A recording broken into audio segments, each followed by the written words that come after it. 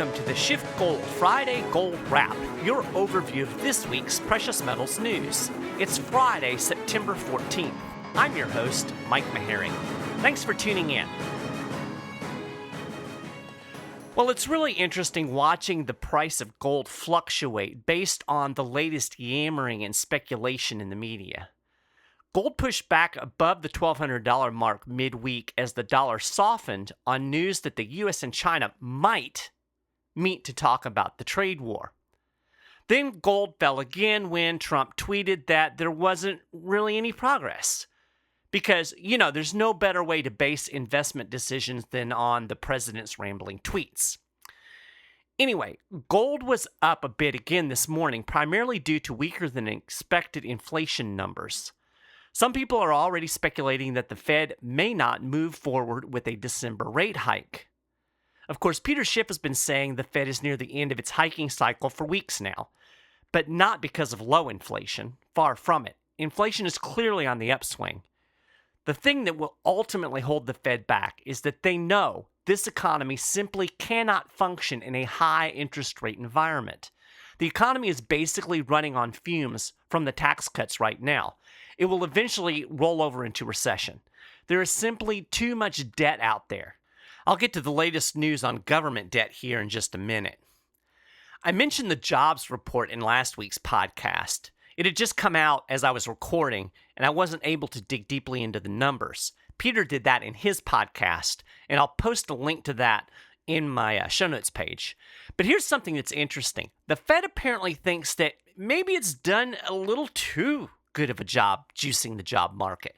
Get this, and this is coming from inside the central bank. Since World War II, periods in which joblessness have fallen below the estimated natural rate of full employment have been followed by a recession, with only a 0.5 percentage point rise in the unemployment rate needed to kickstart the slide. Well, the current estimate of full employment is around 4.5%, and we're way below that at 3.9%. So anyway, just another little signal that we may be closer to an economic downturn than everybody seems to think. Now, I mentioned government debt. There's something the mainstream doesn't seem at all concerned about. Here's what Peter Schiff posted on his Facebook page yesterday.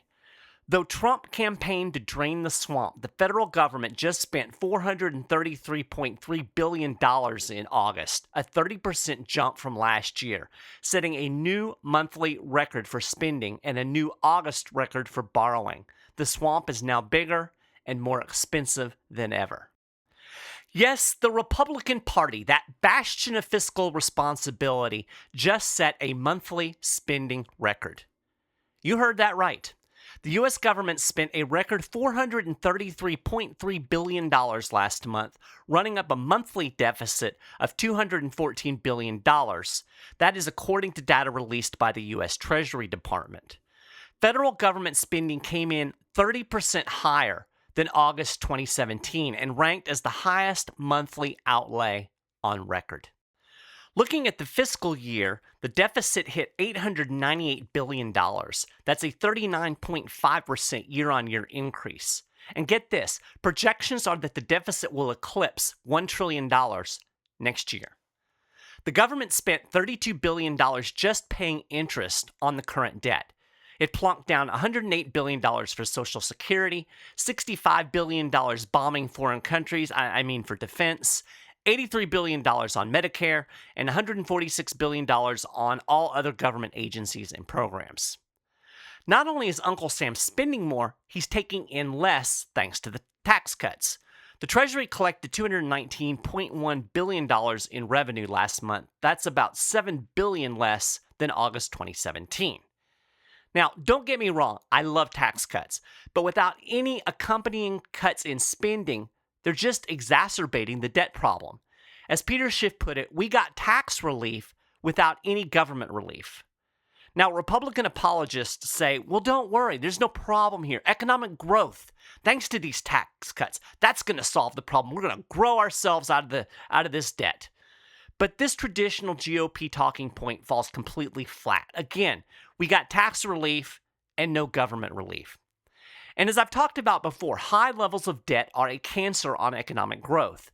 Several studies have estimated that economic growth slows by 30% when the debt to GDP ratio rises above 90%. Most analysts I've seen say the U.S. economy is already in the 105% debt to GDP range. In other words, you ain't getting all of this promised growth, Mr. Republican. Now, most economists do believe the tax cuts have boosted the economy. I know the CBO has indicated this is the case, but the boost is probably going to be short-lived unless Uncle Sam gets his spending problem under control. And I don't see any sign that the Republicans are even remotely committed to doing what it takes to make that happen. Still, I know it's easy to read all of these numbers and think, ho hum, who cares? After all, we've been talking about runaway spending, budget deficits, and federal debt for years. Nothing's happened. But remember, we've also been in an artificially low interest rate environment for years. The federal government continues to pile up debt, and interest rates are climbing. The interest payment on the debt hit an all-time high of $538 billion in the second quarter of 2018. So, how in the world can the Federal Reserve continue pushing interest rates up? It seems highly unlikely the central bank will be able to move anywhere close to normal without bursting the debt bubble. Analysts have calculated that if the interest rate on Treasury debt stood at 6.2%, its level in the year 2000, the annual interest payment on the current debt would nearly triple to $1.3 trillion annually. Politicians in Washington have created a vicious cycle of skyrocketing debt and borrowing that is only likely to accelerate, and it seems completely unwilling to do anything about it. Now, shifting gears, the dollar has been pretty strong over the last several months, although, as I said at the top of the show, it's shown a little bit of softness with some hope that the whole trade war fiasco will be resolved. The dollar index against a basket of 6 major currencies was a shade lower this morning at 94.491 after slipping 0.3% on Thursday when it touched 94.428. That's the lowest level since July 31st. But what about long term? Do you know there is a pretty strong move afoot to dethrone the dollar? Basically, the rest of the world is getting tired of the U.S. weaponizing its currency and using it to bully them into submission. So what do I mean by weaponizing the dollar? Well, it refers to the greenback as a source of leverage over other countries. Max Kaiser on his show mentioned Colombia drug lord Pablo Escobar used to talk about plata o plomo. And my Spanish isn't very good, so forgive me, but that means silver or lead. In other words, you give us your silver or you'll take a bullet. Kaiser said that seems to be America's attitude about the dollar. Either take our greenbacks or suffer the consequences. Now, the U.S. holds this kind of leverage with the help of the SWIFT system. SWIFT stands for Society for Worldwide Interbank Financial Telecommunication.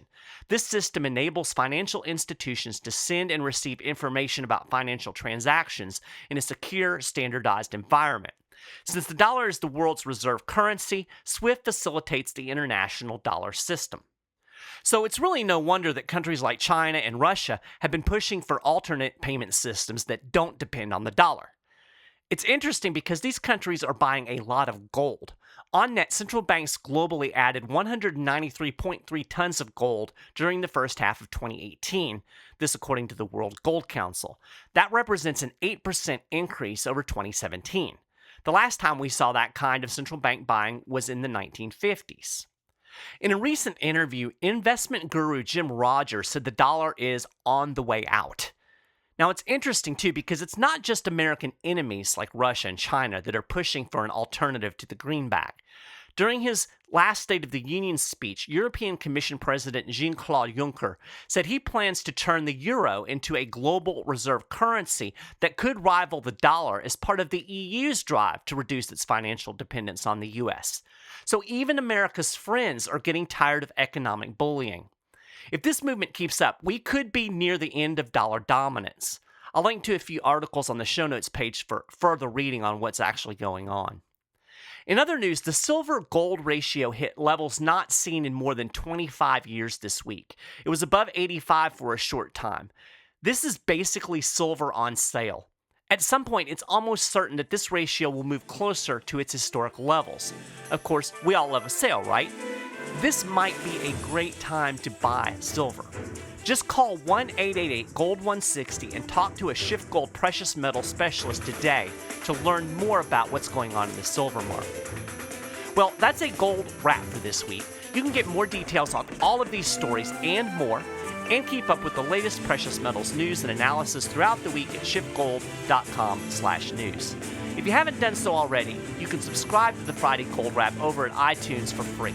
We have a link on our show notes page. Thank you so much for listening to the show, and I'll talk to you again next week.